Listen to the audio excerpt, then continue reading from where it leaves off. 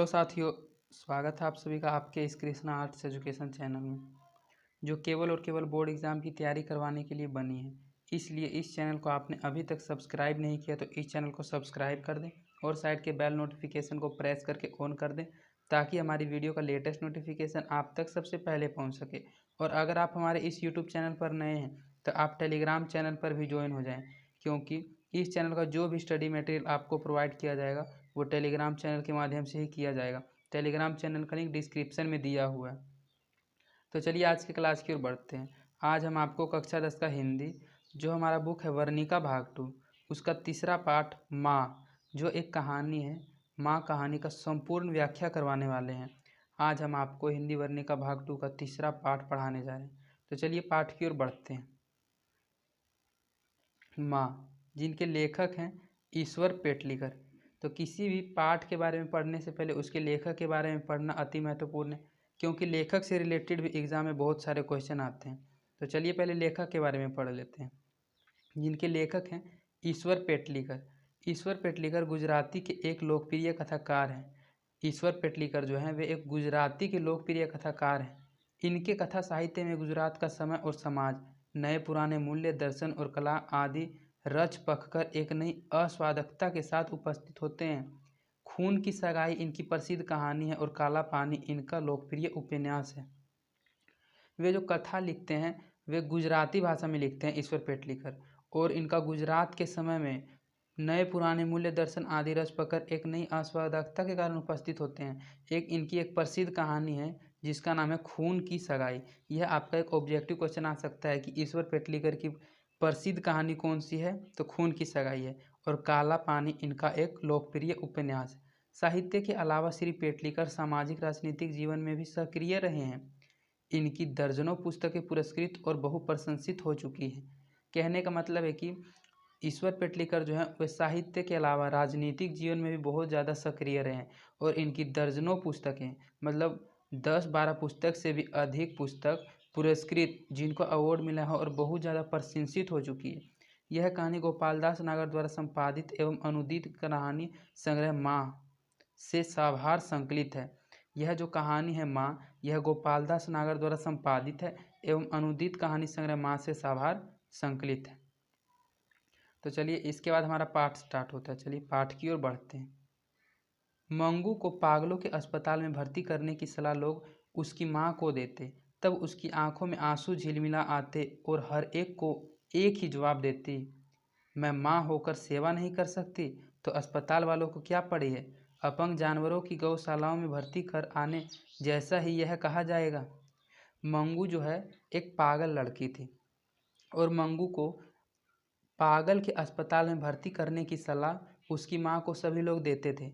और जब उसकी माँ को ऐसी बात सब लोग कहते थे कि मंगू को पागल अस्पताल में भर्ती कर दो, तो उसकी माँ की आंखों में से आंसू झिलमिला आता था, आंसू निकल आता था, और वह हर एक को एक ही जवाब देती थी कि जब मैं माँ होकर इसकी सेवा नहीं कर सकती तो अस्पताल वालों को क्या पड़ी है कि इसकी सेवा करेगी। जैसे अपंग जानवरों को गौशाला में भर्ती कर जैसा ही कहा जाएगा। माँ की यह ग्रंथि प्रकट हो जाने के बाद कोई उनसे ऐसे बातें नहीं करता था। जन्म की पागल और गूंगी पुत्री को वे जैसे जिस तरह पालती पोसती, सेवा करती और लाड प्यार करती, यह प्रत्यक्ष देख लोग उनकी प्रशंसा भी करते कि इस तरह पागल पुत्री को तो एक माँ ही पाल सकती है। दूसरे के घर तो भूखी प्यासी कब की मर गई होती, और जीवित भी होती तो भी ऐसा हष्ट पुष्ट शरीर तो नहीं होता। यह जो मंगू है यह एक उसकी माँ की पुत्री है। कहने का मतलब है कि मंगू एक लड़की है और एक पागल लड़की है।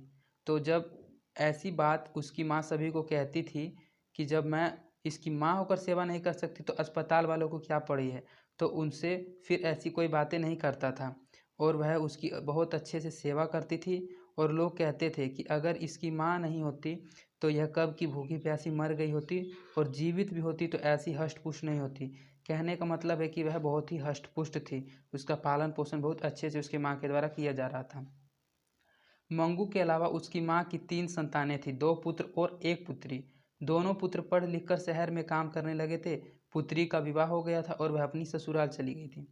मंगू 4 भाई बहन थे, वह 2 बहन थी, इसलिए लिखा गया कि मंगू के अलावा उसकी माँ की 3 संतानें और थी, 2 पुत्र था और 1 पुत्री थी। दोनों पुत्र पढ़ लिख कर शहर में काम करने लगे थे और उसकी जो बड़ी बहन थी, पुत्री थी उसकी माँ की, उसका विवाह हो गया था और वह ससुराल चली गई थी। मंगू की माँ अपने उन तीनों संतानों को भूल ही गई हो यह बात नहीं थी, किंतु उसका समग्र मातृत्व मंगू पर ही न्यौछावर हो गया था। इसलिए छुट्टियों में जब कभी लड़के घर आते तब उनका घर बार पौत्र पोत्रियों से खिल उठता। फिर भी दादी माँ के रूप में वह हर्ष में पागल नहीं होती थी। उन बालकों को वह लेती, खिलाती और लाड प्यार करती। माँ के इस व्यवहार के विषय में पुत्रों को तो कुछ ख्याल ही नहीं आता, पर पुत्र वधुएं कसमसा जाती। दोनों बहुओं की पति से एक ही फरियाद थी, अपने पुत्रों के बालक उन्हें बिल्कुल अच्छे नहीं लगते और पगली मंगू को छाती से भी अलग नहीं करती। कहने का मतलब है कि जब उसके दोनों बेटे छुट्टियों में घर पर आते थे तो वह अपने पोते को उतना लाड प्यार नहीं करती थी। वह खिलाती थी, उनको लाड प्यार भी करती थी, लेकिन उससे ज़्यादा वह मंगू को करती थी। तो इस व्यवहार पर उसके पुत्र तो उनको कुछ नहीं कहते थे, लेकिन उनकी पुत्र की जो पत्नियां थी वह बहुत ही कसमसा जाती थी और वह कहती थी कि ये अपने बालकों को तो नहीं लेते और जो पागल मंगू है उसको छाती से अलग नहीं करना चाहती। मातृत्व के स्नेह में खिंची बहुएं माँ जी के प्रति अन्याय कर बैठती। इतना नहीं, पुत्री के बालकों के प्रति भी माँ जी का व्यवहार वैसा ही था। इस कारण बहुएं पति के आगे बड़बड़ा कर जब थक जाती तब पुत्री माँ के मुंह पर ही सुना देती, मंगू को झूठा लाड लड़ाकर ही तुमने अधिक पागल बना दिया है। आदत डाली हो तो जानवरों को भी पखाना पेशाब करना हो और कहाँ नहीं करना, इसका ख्याल आ जाता है। 12 वर्ष की लड़की चाहे जितनी पगली हो, पर उसे आदत डाली हो तो क्या इतना ख्याल भी न आए। 12 वर्ष की लड़की, मंगू 12 वर्ष की एक लड़की थी। यह भी एक ऑब्जेक्टिव क्वेश्चन आ सकता है कि मंगू कितने वर्ष की थी, तो मंगू 12 वर्ष की थी। वह गूंगी है पर कुछ बहरी नहीं है कि हमारे बातें सुन भी नहीं। भूल करने पर 2 थप्पड़ लगा दिए हो तो दूसरी बार तुरंत ख्याल रखे। उसकी पुत्री आगे कुछ बोले उससे पहले ही माँ जी की आंखें बरसने लगी। पुत्री का हृदय भी भर आया, परंतु कलेजा कठोर कर वह मन की बात निकाले बिना न रह सकी। तुम समझती हो मंगू को लाड़ प्यार करके उसे सुखी बनाती हो, पर यह समझ लो कि तुम ही इसकी वास्तविक दुश्मन हो। जब वह कोई गलती करती थी तो उसकी जो बड़ी बहन थी वह अपनी माँ को कह रही थी कि यह कोई गलती करती है तो इसको 2 थप्पड़ लगा के इसको सिखाओ, लेकिन उसकी माँ ऐसा नहीं करती थी। वह उसको हमेशा लाड़ प्यार बनाए रखती थी। इसलिए वह कहती थी कि यह समझ लो कि तुम ही इसकी वास्तविक दुश्मन हो। तुम कुछ हमेशा बैठी रहने की नहीं हो, भाभीियों के पाले पड़ेगी, तब नित्य उसके मल मूत्र धोने का झंझट कोई नहीं करेगा और वह दुखी हो जाएगी। कुछ रुककर वह धीमे स्वर में बोला, कहावत है यह झूठी नहीं, पराई माँ ही कान छेड़ती है। अस्पताल में रखने से पागलपन दूर होने का तो नहीं, पर मल मूत्र और कपड़ों का ध्यान आएगा तो भी बहुत है।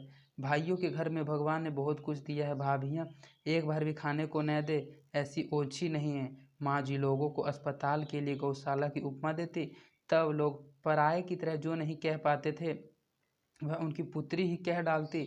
अस्पताल गौशाला जैसा होगा और शायद मंगू मर गई तो उसका और कुटुंब का छुटकारा होगा। मंगू की मौत को माँ जी पर छुटकारा मानती थी। यदि वह प्राकृतिक रूप में आए, परंतु लापरवाही दिखाकर उसे जानबूझकर मौत के मुंह में ढकेलने का विचार उन्हें असह्य लगता। स्वार्थ से सभी सगे, पर निस्वार्थ से सगा हो वही सच्चा सगा। परंतु कमाते धमाते हो पुत्री ससुराल में हिंडोले झूलती है, उनसे प्यार भरा संबंध रखने का कोई अर्थ नहीं था। मंगू की सच्ची माँ बनी रहे तभी माँ बेटी का संबंध सार्थक था। इसलिए पुत्री कहे या पुत्र कहे तो भी मंगू को अस्पताल द्वारा मूत्र के मुंह में ढकेलने को माँ जी तैयार नहीं थी। उसकी जो पुत्री थी और उसके बेटे थे, बाहर वाले तो जब हम कहते थे कि मंगू को पागल अस्पताल में भर्ती कर दो तो वह गौशाला की उपमा दे देती, गौशाला की बात बताती तो वे चुप हो जाते। लेकिन इसके जो अपने थे, अपने बेटे थे, वही इसको बार बार कहते थे कि तुम इसको पागल खाना के अस्पताल में भर्ती करा दो, लेकिन वह अस्पताल द्वारा मौत के मुंह में ढेकने को जाने को तैयार नहीं थी। पुत्र माँ के इस भाव को समझ गए थे, इसलिए वह कभी ऐसी बात नहीं करते थे, क्योंकि 3 गोरे निन्नाथ डॉक्टरों ने एकमत होकर निदान प्रकट किया था कि पागलपन मिटाना संभव नहीं। केवल एक विश्वास था कि किसी ट्रेंड और अनुभवी नर्स या डॉक्टर की देखरेख में उसे रखा जाए तो आदत के कारण शायद उसे सोच और कपड़ों का ध्यान आ जाए, परंतु ऐसी अवस्था में घर के पास हो सके यह संभव नहीं था, इसलिए वे मौन थे। फिर भी माँ जी ने अपनी श्रद्धा के अनुसार उपचार जारी रखे थे। दवा करने वाले बिना बुलाए घर आ पहुँचते। शिलाजीत बेचने वाले या हींग बेचने वाले मंगू को पागल जानकर वे दवा जानते हैं इसका दावा करते। माँ जी मानती थी कि 1000 उपचार करें तब एक तो लग ही जाता है, इसलिए दूसरे की दृष्टि में पागलपन जैसी बात भी वह गंभीरता से सुनती और श्रद्धा से उस पर अमल करती। किसी ज्योतिषी ने कहा था कि आने वाले अगहन का महीना इसके लिए श्रेष्ठ है, इसलिए संभव है वह ठीक हो जाए। तभी से अगहन का महीना माँ जी के लिए आराध्य देव बन गया था। किसी एक ज्योतिषी ने कहा था कि जब अगहन का महीना आएगा तो उसकी मंगू जो पुत्री है वह ठीक हो जाएगी, इसलिए माँ जी को अगहन का महीना आराध्य देव बन गया था। अगहन के महीने में मंगू के 14 वर्ष पूरे हो जाते थे, इसलिए कोई बुद्धिमान व्यक्ति जिस तरंग में नहीं चढ़ जाता वैसी तरंग में माँ चढ़ जाती। 14वां पूरा होते होते मंगू की बड़ी बहन का विवाह कर दिया था। मंगू पागल नहीं होती तो आज इसका विवाह तय हो जाता। यदि अगहन के महीने में इसका पागलपन मिट जाए तो मरी का रूप तो ऐसा कि मूर्तियाँ उसे वर देखने के साथ ही हाँ कह दे। कहता है कि मेरी बेटी का तो ऐसा रूप है कि जो उसका मूर्तियाँ का मतलब होता है वर, उसको देखने के साथ ही हाँ कह दे शादी करने के लिए। और वैसे सब कुछ ठीक हो गया हो, वैसे वह विवाह की योजना भी मन में बनाने लग जाती। कमू, मंगू की बड़ी बहन का नाम कमू था। यहाँ दिया हुआ मंगू की बड़ी बहन कमू था। कमू के समय पर घर की स्थिति आज जैसी नहीं थी। आज तो दोनों भाई शहर में अच्छा कमाते हैं, पानी की तरह खर्चा करते हैं। फिर मंगू के विवाह में वे किस लिए पीछे घूम कर देखे। जब कमू जो मंगू की बड़ी बहन है, जब उसकी समय शादी हुई थी तो उसके विवाह के समय घर की स्थिति कुछ अच्छी नहीं थी। लेकिन वह मन ही मन माँ जी सोचती है कि अगर अभी मंगू का विवाह किया जाए तो अभी उनके पास इतना पैसा है कि उसके दोनों भाई शहर में इतना अच्छा कमाते हैं कि वह पानी की तरह खर्च करते हैं। एक बार मंगू बुद्धिमानी के साथ हौज में पेशाब करने बैठी। उससे प्रसन्न हो माँ जी कई दिनों तक हर एक के आगे पलायन करती रही। ज्योतिषी का कहना ठीक होगा, मंगू अब से पहले कभी भी नहीं और यह पहली बार और अपने आप हौज में पेशाब करने बैठी। सुनने वालों के गले से यह बात उतरनी कठिन थी, क्योंकि यह सुनते समय मंगू पेशाब कर गीली मिट्टी को अंगूठे से कुदेरती नजर पड़ती। माँ जी की दृष्टि उस तरफ जाते ही बुद्धिमान पुत्री को जैसे शिक्षा देती हो वैसे धीरे से कहती, मंगू ऐसा गंदा नहीं करना चाहिए अच्छा बेटा। मंगू को धुन आती तो वह खड़ी हो जाती और उन्हें नई बात मिल जाती। मैंने कहा तो समझकर बुद्धिमान की तरह खड़ी हो गई। इस प्रकार माँ जी का आशा भरा अगहन का महीना आया। फिर मंगू अच्छी तो न हुई, पर शहर के कन्या विद्यालय में पढ़ती गांव की एक लड़की कुसुम पागल हो गई। मंगू की तरह उसे भी टट्टी पेशाब का ध्यान न रहता। माँ जी को इससे दुख हुआ, पर साथ साथ संतोष भी हुआ कि अच्छी भली लड़की पागल होते ही इस प्रकार विवेक हो बैठती है, तो जन्म से पागल मंगू बेचारी का ऐसा ख्याल न हो तो इसमें क्या आश्चर्य। कुसुम को दवा खाने में भर्ती करने का निश्चय हुआ। यह समाचार जानकर माँ जी को लगा कि उसकी माँ जीवित होती तो उसे अस्पताल में भर्ती न करने देती। कुसुम जो है वह एक बाहर में पढ़ने वाली लड़की थी और वह भी पागल हो गई थी। और कुसुम का माता नहीं थी, कुसुम की अपनी माँ नहीं थी और गांव वाले लोग उसको अस्पताल में भर्ती करने की बात कर रहे थे।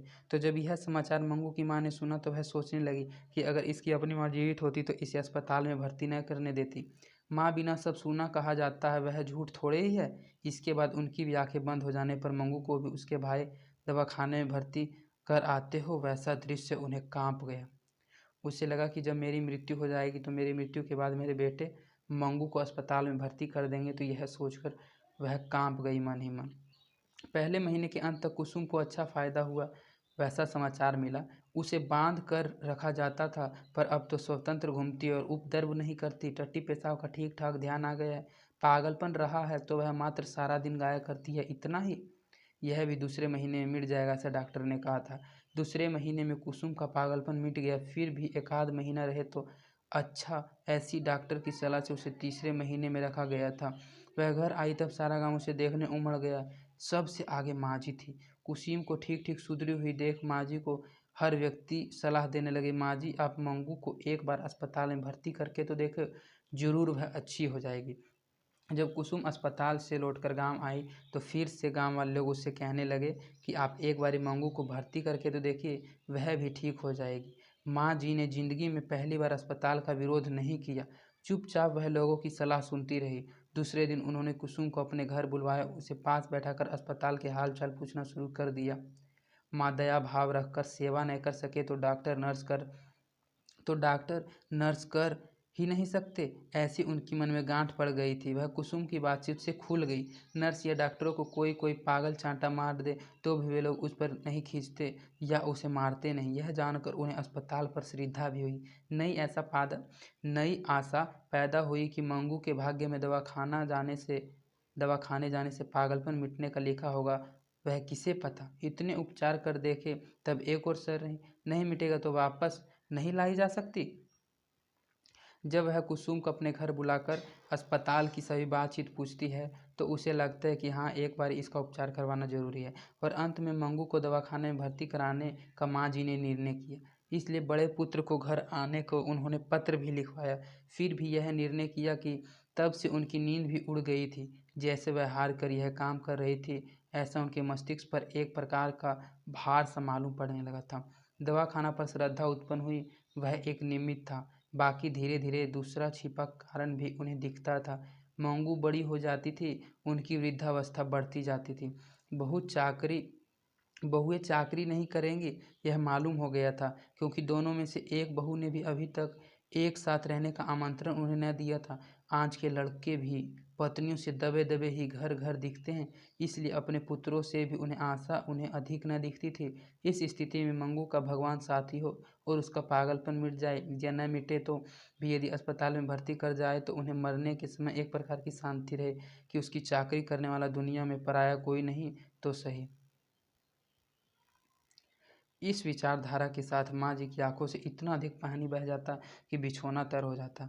हृदय पुकार उठता, चाहे वह बहाना भले ही निकालो, चाहे जो बहाना भले ही निकालो, पर मूल बात कहती कि वह स्वयं भी पुत्री से थक गई। माँ जी नींद से चौंक उठती, बोल उठती, क्या मैं थकी हूँ? जब वह ऐसी ऐसी बात सोची तो उसे लगता कि मैं भी बेटी से थक गई हूँ, लेकिन फिर उसको लगता कि नहीं, मैं नहीं थकी हूँ। हृदय और दूने वेग से पुकार उठता, एक बार नहीं 1000 बार। माँ जी को लगा उन्होंने पुत्र को पत्र लिखकर ही बड़ी भूल की है। फिर उनको लगने लगा माँ जी को कि उसने अपने पुत्र को पत्र लिखकर ही बहुत बड़ी भूल कर दी है। इतनी जल्दी क्या थी कि जाड़े में उसे दवाखाने में भर्ती कराना पड़े। रात में उसे कितनी बार मैं उड़ाती हूँ, दवाखाने में इस तरह घड़ी घड़ी कौन उड़ाएगा। गर्मी में भर्ती करने का रखा होता तो ठीक था, परंतु पत्र मिलते ही पुत्र आ पहुँचा। जब पुत्र को पत्र मिला तो वह आ पहुँचा, लेकिन उसकी माँ को लगा कि उसने गलती से ही भूल कर दी पत्र लिखवाकर, और उसे लगा कि अभी तो जाड़े का दिन है और जाड़े के दिन में दवाखाने में उसे बार बार कौन उड़ाएगा, क्योंकि घर में तो वह मंगू को बार बार वह उड़ा देती है। परंतु पत्र मिलते ही पुत्र आ पहुंचा। अस्पताल में भर्ती करने के लिए मजिस्ट्रेट से ऑर्डर भी प्राप्त कर लिया। 1 सप्ताह में मंगू को भर्ती करने का तय हो गया। माँ जी को विश्वास हो गया कि पुत्र पगली बहन को अस्पताल में ढकेल कर बोझ उतारना चाहता है। ऐसा न होता तो पत्र मिलते ही किस लिए आ पहुँचता। कुछ सोर्स आदि लगाकर तुरंत डॉक्टर तथा मजिस्ट्रेट ने मंजूरी कराता ही किस लिए। इन्हें लगता था कि अभी यह विचार स्थगित कर दे और गर्मी में भर्ती करे, पर पुत्र के कहने के लिए जुबान खुलती ही न थी। वह बड़ी मुश्किल से छुट्टी लेकर आया था और भर्ती करने का प्रबंध कर चुका, तो अब मना करूँ तो उसे लगेगा कि माँ को दूसरा धंधा नहीं।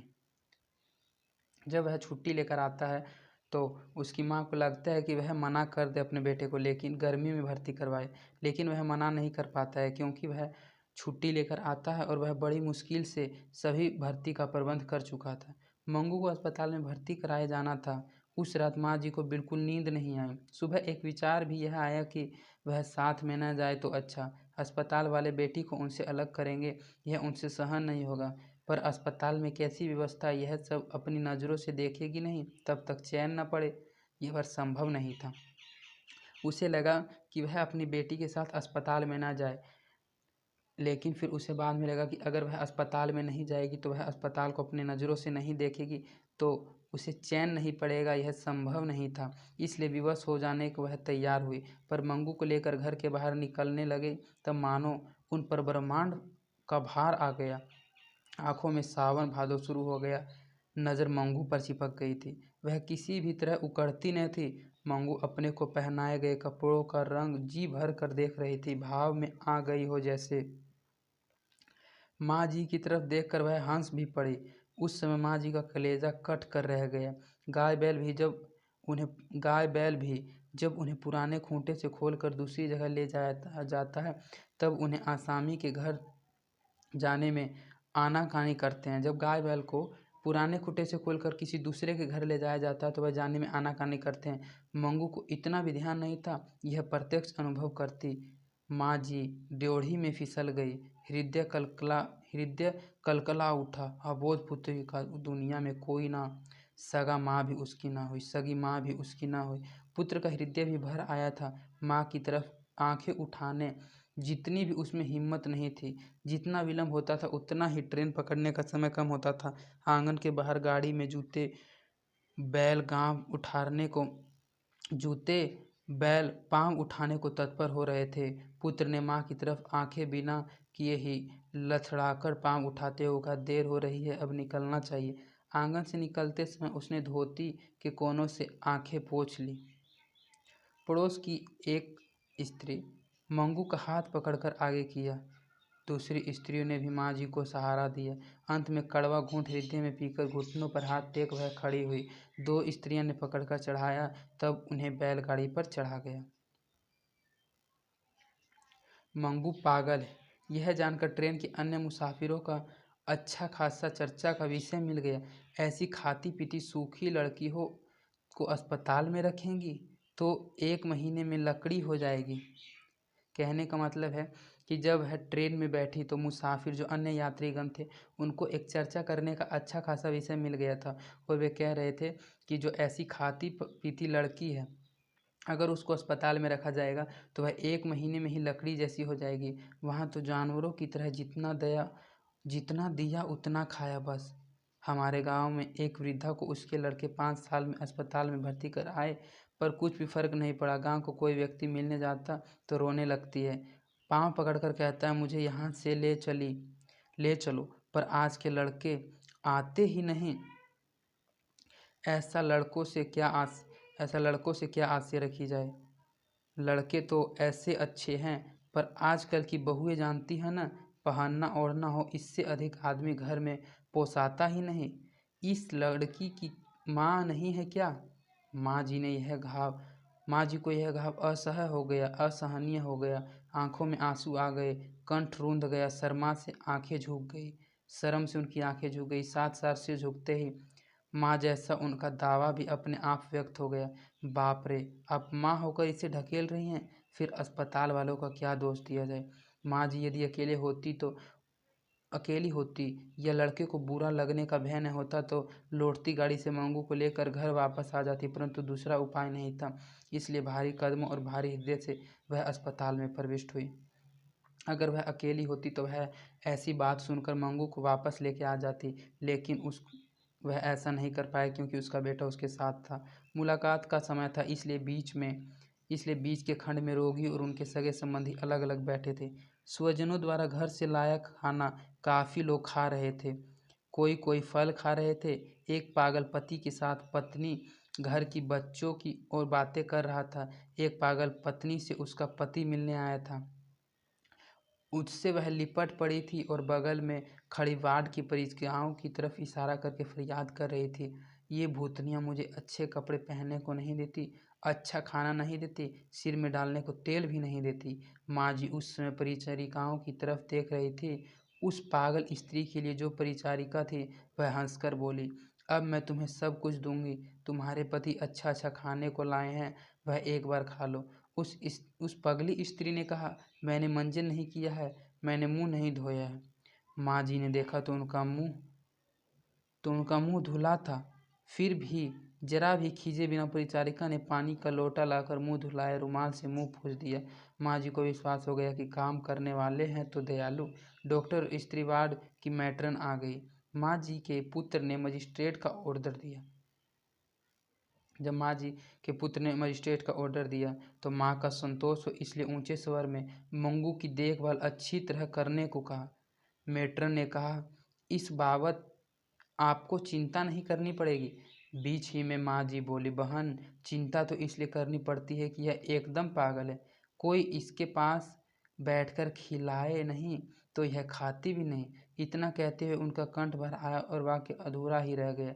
दूर खड़ी परिचिकाएँ निकट दौड़ आईं। एक बोली, माँ जी आप किसी तरह की फिक्र ना करें, हम इसे मुँह में कोर डाल डाल कर खिलाएंगे। भरी भरी आवाज़ में माँ जी बोली, यही तो बहन मुझसे कहना है, इसे टट्टी पेशाब का भी ख्याल नहीं रहता। यह रात में कपड़े बिगाड़े तो देखना, नहीं तो गीले में सो रहेगी तो वायु हो जाएगा। दूसरी परिचारिका बोली, रात में 4-5 बार जांच की जाती है। माँ जी ने कहा, रात में रोशनी जलती रहने से नींद नहीं आती। जिसे नींद नहीं आती उसे नींद की दवा दी जाती है। इसे दूसरी उपद्रवी मरीज मारे पीटे नहीं, वह देखना। जो उपद्रवी होते हैं उन्हें अलग रखा जाता है। रात में सबको अलग अलग कमरों में सुलाया जाता है। मिलने वाले लोग विदा लेते तब लोगों को अंदर के कमरे में ले जाने के लिए दरवाज़ा थोड़ा खुलता है। इस अवसर का लाभ लेकर माँ जी की नज़र 2-3 बार अंदर घूम जाती थी। 3-4 स्त्रियों को अस्त व्यस्त बालों में, अस्त व्यस्त कपड़ों में उन्हें अंदर घूमते हुए देखा। एक ने उनकी तरफ देखकर छाती कूटी और भयभीत आंखों से देखा कि वह डर गई।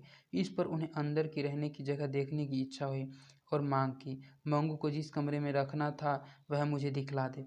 मैट्रन ने कहा, अंदर किसी को देखने का नियम नहीं है। विस्मय भरे नेत्रों से यह दुनिया देख रही मंगू माँ जी की बगल में लपकी, सिर पर हाथ रख माँ जी रोज की तरह स्नेहमय बेटा शब्द उच्चारित करने लगी कि तभी उसका सबर फूट पड़ा। मरने के समय जैसी एक लंबी सिसकी फूट पड़ी। इस आक्रंदन के सारा अस्पताल डूब गया। पुत्री की आंखों से चौधार आंसू बह चले। ऐसे रुदन से अभ्यस्त हो गए डॉक्टर, मैट्रन और परिचारिकाओं के हृदय भी भर आए, दीवारें भी आर्द्र हो उठी। इतना सरे भरा किसी पागल का स्वजन आज तक आया हो, यह वहाँ किसी ने न देखा नहीं था। एक परिचारिका हाथ का रुमाल फटकारकर मंगू का ध्यान अपनी तरफ खींचकर बोली, लो चाहिए तुम्हें। मंगू रुमाल पकड़ने के लिए माँ जी को छोड़कर एकदम खड़ी हो गई। थोड़ा रुमाल पकड़ लेने के बाद उसका हाथ थपथपाकर परिचारिका मीठे शब्दों में बोली, तुम मेरे पास रहोगी ना बहन, मैं अच्छा अच्छा खाने को दूंगी, नए नए कपड़े पहनाऊंगी। मंगू उसके चेहरे की तरफ ही ताक रही थी, इसलिए उस क्षण का उपयोग करके चलो चलो दूं कहा और उसका हाथ पकड़कर आगे किया। वह दरवाज़ा आधा खुला और मंगू को अपने अंदर ले गया। मंगू मंगू कलेजा कांप उठे, ऐसी चीखें माँ जी ने पुनः निकाली। डॉक्टर ने आश्वासन देते हुए कहा, माँ जी, और बगल में खड़े पुत्र की तरफ उंगली करके बताया, अपने इस पुत्र जैसा मुझे भी पुत्र समझिएगा। बेटी को अस्पताल में नहीं, बेटे के घर छोड़े जा रही हैं, ऐसा मानिएगा। अधेड़ की बालव्य में विधवा हुई मैट्रन ने आश्वासन देते हुए कहा, आज तक आप इसकी माँ थी, आज से इसकी नई माँ मैं हूँ। जब मंगू की माँ को लगा कि वह उसकी अच्छे से सेवा नहीं कर पाएंगे तो उनको डॉक्टर से लेकर वहाँ के सभी नर्स भी उसको आश्वासन दे रहे थे। माँ जी सिसकी भरती हुई बोली, इससे बेजवान जानवर जितनी भी बुद्धि नहीं। मैंने इसे आज तक अपने से अलग नहीं किया है। कुसुम आपके अस्पताल में ठीक हो गई, इसलिए मैंने हृदय कठोर करके और उनका कंठ भराया। वह डॉक्टर को कहने लगी कि कुसुम अस्पताल में ठीक हो गई थी, इसीलिए मैं आपको मंगू को इस अस्पताल में लाई हूँ, नहीं तो मैं इसको अभी तक अपने से अलग नहीं करती। मेट्रन ने कहा, उस कुसुम की तरह यह भी थोड़े समय में समझदार हो जाएगी। माँ जी की सिसकियाँ रुकी, फिर उनकी दृष्टि उस बंद दरवाजे को पार कर मंगू पर ही जैसे पड़ी थी। मंगू ने जैसे उन्हें याद दिलाया हो वैसे वह बोली, वह रूखी रोटियां नहीं खाती, शाम के भोजन में रोटी दूध के साथ दीजिएगा या दूध न हो तो दाल में। माँ जी की करुण आंखों की तरफ नज़र करने की मैट्रन की शक्ति लुप्त हो गई हो, वैसे ही वह नीची दृष्टि किए हुए बोली, अच्छा। माँ जी और उनका पुत्र मंगू को अस्पताल में भर्ती कर बाहर आए तब दोनों के चेहरे पर शोक के बादल छाए थे। चुपचाप दोनों बाहर खड़ी घोड़ा गाड़ी में बैठ विदा हुए। ट्रेन के डिब्बे में पाँव रखते ही माँ जी को याद आया, अस्पताल में सोने के लिए चारपाई देते होंगे या नहीं। मंगू धरती पर कभी नहीं सोई है, इसलिए चारपाई नहीं होगी तो उसे ठीक नहीं लगेगा। अस्पताल में काम करने वाले दयालु हैं, भले हैं, ऐसा विश्वास माँ जी को हुआ था, परंतु उन्हें अंदर न जाने न दिया था, इसलिए संदेह रह गया था कि हमें अच्छा न लगे वैसा कुछ होगा, इसलिए तो हमें न जाने का नियम बनाया होगा ना। इसी बात का पुष्टिकरण करता था वह। अधखुला दरवाज़ा, भूत की तरह घूमती, गंदी और भूख से मरती सी भयानक लगने वाली पागल स्त्रियाँ। इसके साथ ही माँ जी को मंगू उन्हें न देखकर रोती हो वैसी आवाज़ सुनाई दी। उनकी आंखों से आंसू निकल पड़े। बगल में बैठी एक स्त्री ने पूछा, माँ क्यों रोती है? किसी की मृत्यु हो गई है क्या? रात में 11:15 बजे घर आई, तब उनकी राह देखती पड़ोसिन जो उनके कुटुंब की ही थी वह जाग रही थी। उनके लिए उसने खाना भी बना रखा था, पर दोनों ने खाने के लिए मना कर दिया। स्वजन की मृत्यु का घाव ताज़ा हो जैसे आग्रह करने वाले की जीभ नहीं खुलती, वैसे ही पड़ोसिन ज़्यादा खींचतान न कर सकी। माँ जी के अंतर में एक तंबूरा ही बज रहा था। मंगू इस समय क्या करती होगी? पल पल में यही विचार कर इसके हृदय में वो भेद रहा था। कितनी ठंड है, उसे होड़ाया तो होगा, पेशाब करके गीला कर दिया होगा, तो उसका फ्राक और बिछोना बदला होगा। जैसे मंगू उनकी बात सुन रही हो वैसे वह बोली, बेटा पेशाब न करना, ओढ़ा हुआ फेंकना मत। ये शब्द सोने के समय नित्य उच्चारण करती, फिर भी मंगू इन पर अमल नहीं करती। रात में पेशाब कर देती तो उसका फ्राक और बिछेना भी बदल डालती। मंगू बड़ी हो गई, फिर भी अपने साथ ही उसे सुलाती, जिससे वह पेशाब करे तो उन्हें तुरंत पता चले और उसे गीले में सोए न रहना पड़े। माँ जी को स्वयं भी उसके बिना बिछोना सूना सूना लगता था। मन में हुआ, मेरे साथ सोने की आदत है, उसे नींद आई होगी या ना आई होगी। उनके लिए आंखें बावरी बन उन्हें ढूंढती हो वैसा उन्हें दिखा। उन्होंने चारपाई की पाटी पर सिर पटका। मैं माँ होकर उसे अस्पताल में छोड़कर आ गई। उनकी एक सिसकी फूट पड़ी। बाहर के खंड में सोए हुए पुत्र को भी नींद नहीं आई। माँ की अपेक्षा उसे 100वें हिस्से जितनी भी मंगू के साथ ममता न थी, फिर भी उसके कलेजे पर वेदना का काला पत्थर रखा गया था। माँ की सिसकियों के साथ उसकी आंखों से भी आंसू बहने लगे। अपने को इतनी वेदना होती तो माँ को क्या क्या होता होगा। माँ के हृदय का मांस वेदना कितनी क्रूरता से कोंच रही थी। उसका साक्षात्कार जीवन में पहली बार पुत्र को हुआ। उसका हृदय पुकार उठा, माँ का यह दुख किसी भी उपाय से टालना चाहिए। पुत्र होकर मैं इतना भी न कर सकूं तो मेरा जीना व्यर्थ है। इसके साथ ही उसके अंतर ने प्रतिज्ञा की, मैं मंगू को जीते जी अच्छी तरह से पालूंगा। बहू उसका मल मूत्र धोने को तैयार नहीं होगी तो मैं धोऊंगा। इसके साथ वेदना का काला पत्थर उसकी छाती पर से खिसक गया। माँ जी ने दूसरी सिसकी ली होती तो उसी क्षण उसने वह प्रतिज्ञा सुनाकर सांत्वना दे देता, पर वह शांत पड़ गई। इसलिए उसने भी सोने के लिए आंखों पर फलके गिरा ली। सुबह जब चक्की की और मथने की मधुर आवाज़ गूंज रही थी, तब सारे गांव को जैसे बेध डाले वह चीखे। माँ जी ने मारनी शुरू की, दौड़ो रे दौड़ो, मेरी मंगू को मार डाला रे। पुत्र चारपाई से उछल पड़ा। पड़ोसी दौड़े आए। चक्कियाँ और मनस्कियाँ रुक गई। जिसने सुना वही दौड़ा आया और जो आए वैसे ठिठक गए। माँ जी मंगू की श्रेणी में मिल गई थी। माँ जी मंगू की श्रेणी में मिल गई थी।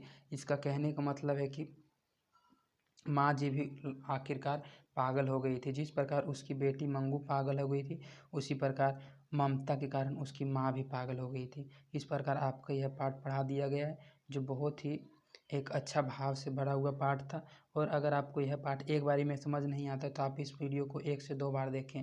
आप स्पीड बढ़ाकर देख लें, आपका टाइम भी बच जाएगा और आप अच्छे से इस वीडियो को अच्छे से समझ जाइएगा। इसके बाद आपका इसी का ऑब्जेक्टिव और सब्जेक्टिव क्वेश्चंस का भी वीडियो लाया जाएगा। और अगर आपको किसी प्रकार की कोई दिक्कत होती है तो आप कमेंट करके हम तक पहुंचा सकते हैं।